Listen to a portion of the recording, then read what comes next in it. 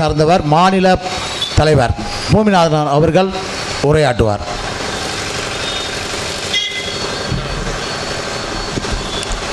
தமிழ்நாட்டில் ஒரு தமிழன் ஒரு கூட்டம் நடத்த வேண்டுமென்றால் நாம் காவல்துறை அதிகாரியிடம் மனு கொடுப்போம்.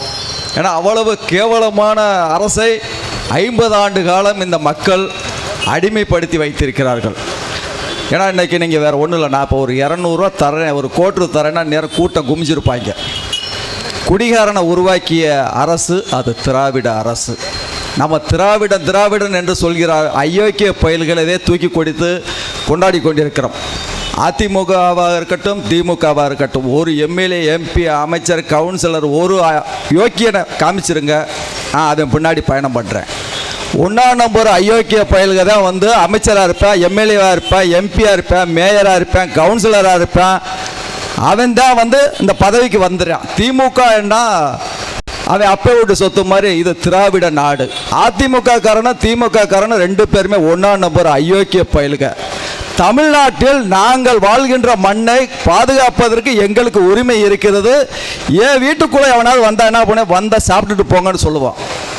ஆனால் பிற மாநிலத்திலிருந்து பிளப்பு தேடி வந்தவர்கள், கன்னடர்களாக இருக்கட்டும், மலையாளிகளாக இருக்கட்டும், எந்த மாநிலத்திலிருந்து இங்கே வந்தால் அவர்களுடைய இனத்தை சொல்லுங்கள். நாங்கள் தெலுங்கர்கள், நாங்கள் கேரளாவில் இருந்து வந்திருக்கிறோம், ஆந்திராவில் இருந்து வந்திருக்கிறோம், கன்னடிலிருந்து வந்திருக்கிறோம்னு உங்களுடைய பேரை சொல்லுங்கள். நாங்கள் இப்போ எங்களுடைய தமிழ் சமுதாயத்தை சார்ந்தவர்கள் உலகம் முழுவதும் இருக்கிறார்கள். அங்கே போய் நீங்கள் கேட்டுட்டு வாங்க. அது என்ன சொல்ல தெரியுமா, நான் தமிழன்னு சொல்லுவேன். இங்கே இருக்கிற அயோக்கிய பையன் என்ன சொல்ல தெரியுமா, நான் திராவிடன் என்று சொல்லுவேன். நாங்கள்லாம் எப்பயுமே நான் கோனார். இன்றைக்கி கோனார் தான் இந்த தொகுதியில் அமைச்சராக இருக்கிறார், பெரிய கற்பேண்டு. நான் ஒரு நாள் கூட அவர்கிட்ட ஒரு டீ வாங்கி குடித்ததில் ₹1 பணம் கூட நான் வாங்கினதில்லை, உதவின்னு கேட்டும் போனதில்லை. என்னுடைய சமுதாயத்தை சார்ந்த ஒரு அமைச்சராக இருந்தாலும் அயோக்கியனாக இருந்தால் நான் கேள்வி கேட்பேன். என்னுடைய சமுதாயத்தை சார்ந்த எம்எல்ஏ ஒரு அயோக்கியனாக இருந்தாலும் நான் கேள்வி கேட்பேன். ஏன்னா அவனெல்லாம் திராவிட கொத்தடிமைகள். நான் ஒரு நாளும் அதிமுக வாழ்க திமுக வாழ்க என்று சொல்லவே மாட்டேன். ஏன்னா அது என் கூட பிறந்த அண்ணனாக இருந்தாலும் சரி, தம்பியாக இருந்தாலும், அந்த கட்சியில் இருந்தாலும் அது அவன் திருட்டு திராவிட கூட்டத்தோடைய கைக்கூலியாகத்தான் நான் பார்ப்பேன். காட்டி கொடுப்பவனும் கூட்டி கொடுப்பவனும் தான் திராவிடத்தை, திராவிட கொள்கையை, திராவிட சித்தாந்தத்தை பின்பற்றுவார்கள். தமிழனாக இருப்பவன் இப்போ நான் 15 ஆண்டு காலம் அரசியலில் எந்த அதிமுகவிலேருந்து நான் வரல, திமுகவிலேருந்து வரல, பாஜகவிலேருந்து, காங்கிரஸ்லேருந்து, எவனுடைய கொள்கையிலிருந்து நான் வரல. எங்கெல்லாம் அடிபடுகிறார்களோ அங்கெல்லாம் ஓடி ஓடி ஓடி அந்த பிரச்சனைகளை பார்த்து பார்த்து நான் வந்தவன். யார்கிட்டையாவது பணம் வாங்கிக்கிட்டு நான் பேச மாட்டேன். அதிமுக வாழ்க, திமுக வாழ்க, பாஜக வாழ்க, காங்கிரஸ், எவனோட தயவு எனக்கு தேவையில்லை. ஆனால் நான் எவனாக இருந்தாலும் எதிர்ப்பேன். அது முதலமைச்சராக இருந்துட்டு போகிறேன், பிரதமராக கூட இருந்துட்டு போகிறேன், காவல்துறை அதிகாரியாக கூட இருந்துட்டு போகிறேன். யார் வேணாலும் இருக்கட்டும், தப்பு பண்ண அந்த போலீஸ் அதிகாரி அந்த ஸ்டேஷனில் தூங்க விட மாட்டேன். தமிழ்நாடு முழுவதும் இருக்கிற போலீஸில் 99% யோக்கியன் இல்லை. ஒரே 1% பாவம் ஏதோ பயந்துக்கிட்டு இருப்பாங்க. நீங்கள் காசு கொடுத்தால் பையில் வாங்கிக்கிடுவாங்க, கொலை பண்ண வேண்டியும் காசு வாங்கிக்கிடுவாங்க, குத்து வாங்கின வேண்டியும் காசு வாங்கிக்கிடுவாங்க. ஆனால் வழக்க போடுவாங்க, போட்டுட்டு அதை ஒரு மாதத்தில் அந்த ஸ்டேஷன்லேயே அந்த கேஸை க்ளோஸ் பண்ணிடுவாங்க, கோர்ட்டுக்கே போக விட மாட்டாங்க. தமிழ்நாட்டில் திருட்டு, கொலை, கொள்ளை, பாலியல் பலாத்காரம் எது வேணாலும் செய்யலாம். நீங்கள் அதிமுகவாக இருக்கட்டும் திமுகவாக இருக்கட்டும், போலீஸுக்கு ஒரு 500 1000 மட்டும் பையில் வச்சுக்கிட்டே செய்யுங்க. ஏன்னா அவ்வளவு கேவலமாக இந்த நாடு நடந்துக்கிட்டு இருக்குது.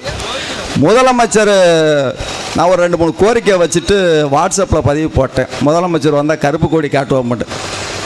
இங்கே எப்படி காரைக்குடியில் போலீஸ் அதிகாரிகள் மயன் ரமேஷாக இருக்கட்டும், கார்த்தியாக இருக்கட்டும், இது போன்ற நபர்களை எப்படி காவல்துறை ஏன் வீட்டுக்கு 6 மணிக்கு, நான் 6 மணிக்கெலாம் எப்பயுமே எந்திரிச்சதில்லை. ஏன்னா நான் போய் தூங்குறது 12 மணிக்கு தூங்குவேன், ஒரு 7 மணிக்கு மேலே எந்திரிப்பேன். என் வீட்டு வாசலுக்கு போகிற வழியில் சுடுகாடு ஒன்று இருக்குது. அங்கே ஒரு 10 போலீஸு, ஒரு இன்ஸ்பெக்டர் எல்லாம் வாசலில் நின்றுருக்குறாங்க. ஏன்னா நாங்கள் 6 மணி வரைக்கும் உங்கள் வீட்டு வாசல்லே தான் நின்றாங்கிட்டு. ஏங்க இங்கே ஒரு பிரச்சனை, நான் ஒருத்தன் தண்ணி அடிக்கிறேன், ஒருத்தனை குத்துறேன், வெட்டுறேன், கொலை பண்ணுறான்னு ஒரு ஃபோன் பண்ணால் கூட வர்றதுக்கு ஒரு 3 மணி நேரம் ஆகும், 4 மணி நேரம் ஆகும். ஏன் நானே கேட்காம என் வீட்டுக்கு முன்னாடி இவ்வளவு போலீஸை போட்டிருக்கிறேங்கட்டு. முதலமைச்சர் வந்துட்டு போகிறார், அவர் வாட்டுக்கு அவர் வந்துட்டு போகிறாரு. எங்கள் பயப்புறவன் இப்போ நானே இருக்கிறேன். நான் ஒத்தையாத்தான் எப்பயுமே போவேன். நான் ஒரு டீ கடையில் டீ சாப்பிடுவேன், நான் ஹோட்டலில் நானாக சாப்பிடுவேன். எனக்கு இந்த அடியாள் கூலிப்படை கீழிப்படை எதுவுமே இல்லை. ஒரு வீரனாக இருந்தால் இங்கே இருக்கிற ஒவ்வொரு சுதந்திர போராட்ட தலைவர்கள் வந்து எந்த ஜாதியை சொல்லாமல் எந்த மதத்தை சொல்லாமல் போராடினவர்கள். நாங்கள்லாம் இங்கே ஒவ்வொரு சமுதாயத்தை சார்ந்தவர்கள். என் கூட இருக்கிற அத்தனை தமிழ் குடி உறவுகளும் ஒவ்வொரு ஜாதியை சார்ந்தவர்கள். நான் ஜாதியை சொல்லுவேன். ஏன் ஜாதியை சொல்ல ஜாதியை நீ சொல்லலைண்டா உன் வீட்டில் உங்கள் அப்பனுக்கு பிறந்தேன்னு அவன் சொல்லிடுவான்.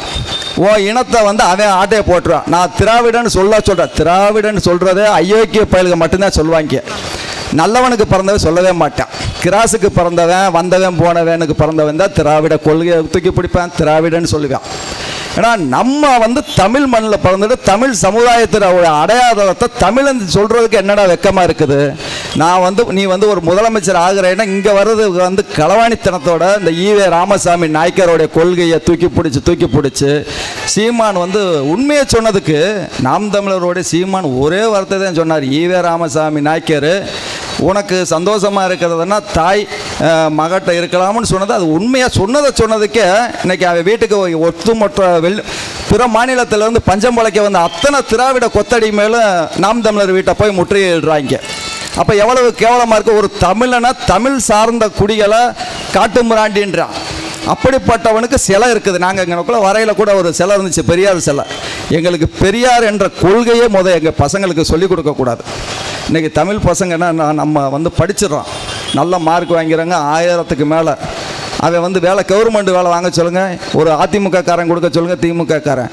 அங்கே இருக்கிற அயோக்கிய பயலுங்க அமைச்சர், எம்எல்ஏ, எம்பி, கவுன்சிலர், மேயரு அவங்களுக்கு 10 லட்சம் கொடுத்தாத்தான் நீ வேலை வாங்க. நீ எவ்வளவு படித்து மார்க் வாங்கினாலும் சரி காசு கொடுக்காம வேலை வாங்கவே முடியாது.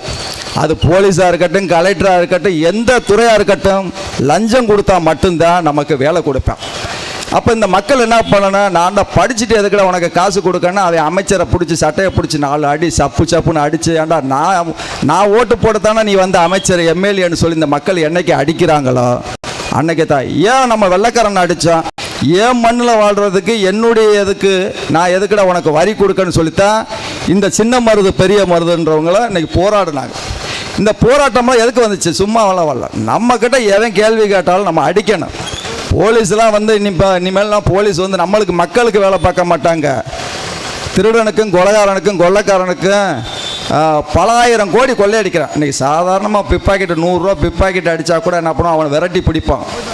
ஒவ்வொரு அமைச்சரும், ஒவ்வொரு எம்எல்ஏ, எம்பி, முதலமைச்சர், ஏன்னா முதலமைச்சர் யோக்கியனாக இருந்தால் தான் மக்களுக்கு அவனுக்கு கீழே இருக்கிறவன் யோக்கியனாக இருப்பான். முதலமைச்சரை 1ஆம் நம்பர் அயோக்கியனாக இருந்தால் அவனுக்கு கீழே இருக்கிறவன் எப்படி யோக்கியனா சொல்லிட முடியும். இங்கே நீ 10 லட்சம் வாங்கினேன்னா அங்கே 5 லட்சம் கமிஷன் கொடுத்துறன். பூராத்துலையுமே என்ன நீ மண்ணை களவாண்டு, சல்லியை களவாண்டு, கல்லை களவாண்டு, அடுத்த வீட்டுக்குள்ளே போய் இருக்கிற நகை பணத்தை கூட களவாண்டு, ஆனால் எனக்கு பங்கு வந்துருன்னு தான் முதலமைச்சருடைய கோரிக்கை. அது அதிமுக திமுகவுக்கு ஓட்டு போட்டு நீங்கள் கடைசி வரைக்கும் தெருவில் பிச்சை தான் எடுக்கணும். அதிமுக காரனா வந்தாலும் செருப்பால் அடிங்க, திமுக காரன் வந்தாலும் செருப்பால் அடித்து ஓட்டை கேட்டு வராதிங்க. நீங்கள் என்னைக்கு அவங்கள விரட்டுறீங்களோ அன்னைக்கு தான் இந்த நாடு உருப்பிடும். எவன் வந்து நல்லவன், எவன் கெட்டவன், எவன் கொலைகாரன், ஏற்கனவே அவன் வழிப்பறி பண்ணியிருக்கிறான், திருடன் பண்ணி. இப்போ ஒவ்வொரு காவல் நிலையத்தில், தகவல் உரிமை சட்டத்தில் ஒவ்வொரு காவல் நிலையத்தில் வந்து என்ன பண்ணுறீங்க, நோட்டீஸ் அனுப்பி யார் மேலே என்ன வழக்கு இருக்குன்னு கண்டுபிடிங்கள. இருக்கிற அமைச்சர், எம்எல்ஏ எல்லா பேருமே இருப்பாங்க. ஆடு திருடு, மாடு திருடு, கோழி திருடு, இந்த வழக்கில் இருக்கிறவங்க தான் இன்றைக்கி முதலமைச்சராக இருப்பேன், அமைச்சராக இருப்பேன், எம்எல்ஏ. இவங்கள நம்ம என்ன பண்ணோம், களை எடுக்கணும். தமிழ்நாட்டில் தமிழனுக்கான அடையாளத்தையும் தமிழனுக்கான உரிமையை நம்ம இது பண்ண. காரைக்குடியில் நான் இன்னைக்கு வந்து இந்த கூட்டத்துக்கு இன்றைக்கி மட்டும் நான் கலந்துக்கிறல, கொரோனா காலத்தில் இருந்து இங்கே ஒரு 10-15 கூட்டத்தில் கலந்துருக்கிறேன். நான் வந்து இன்றைக்கி ஐயா சங்கரபதி கோட்டையை நான் வந்து இது வரைக்கும் கேள்விப்பட்டிருக்கேன், ஆனால் பார்த்ததில்லை.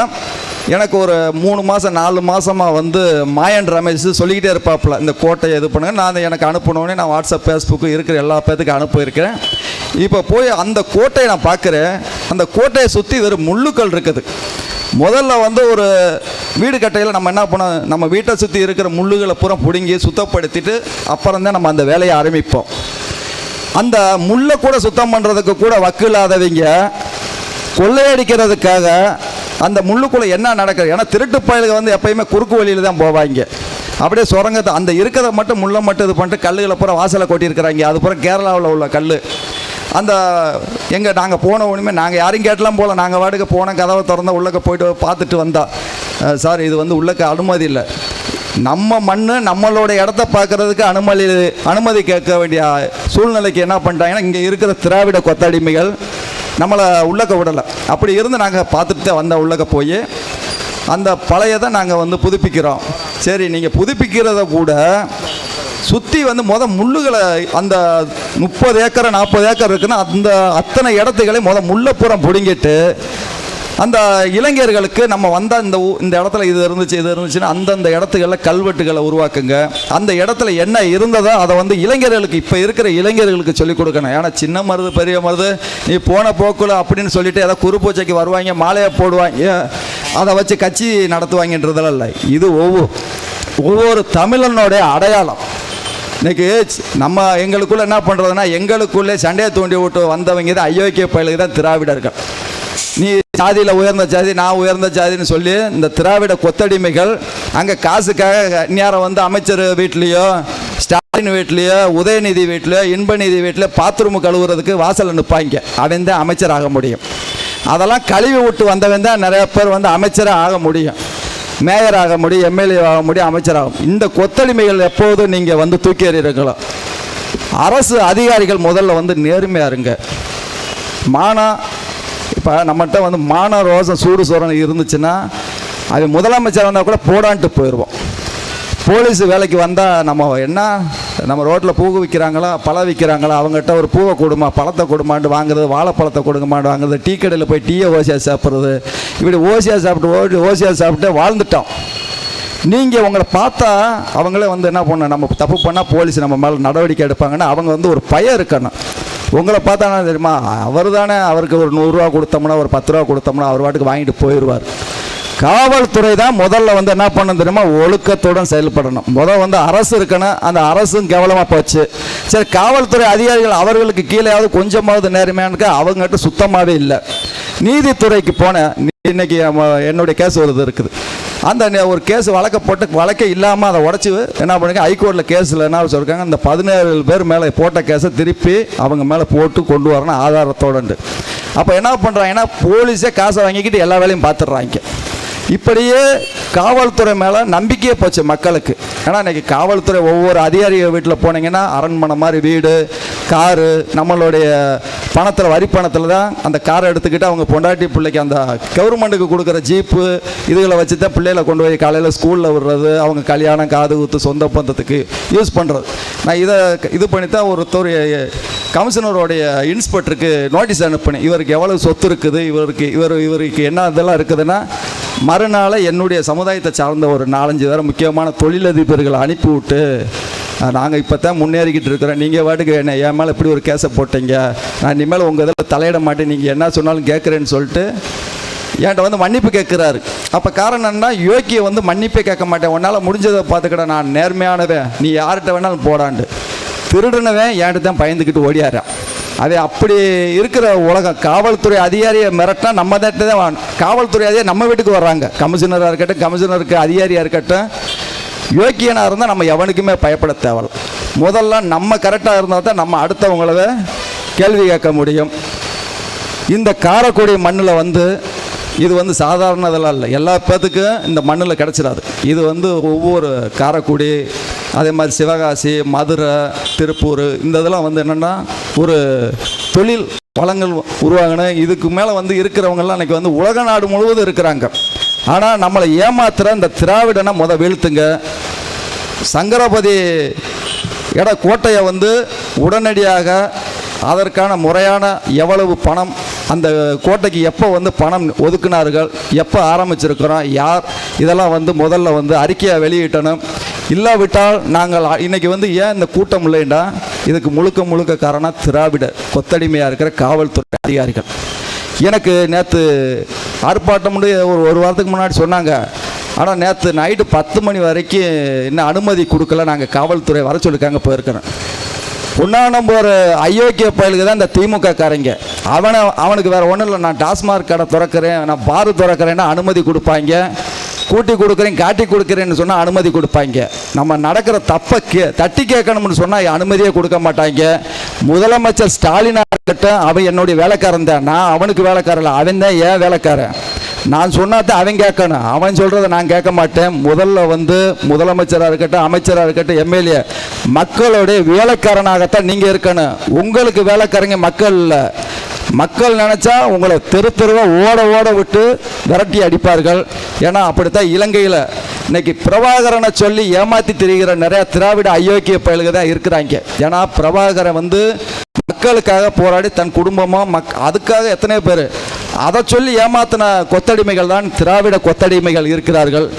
இனியாவது இளைஞர்களாக இருக்கட்டும், தமிழ் சமூகமாக இருக்கட்டும், நமக்கான அடையாளத்தை, நமக்கான உரிமையை நாங்கள் கேட்பதை விட காரைக்குடியில் இருக்கிற மக்கள்கள் அந்தந்த சொத்துக்களை முதலில் தேடி கண்டுபிடிச்சி நம்மளே பாதுகாத்து கொள்ளுங்கள்.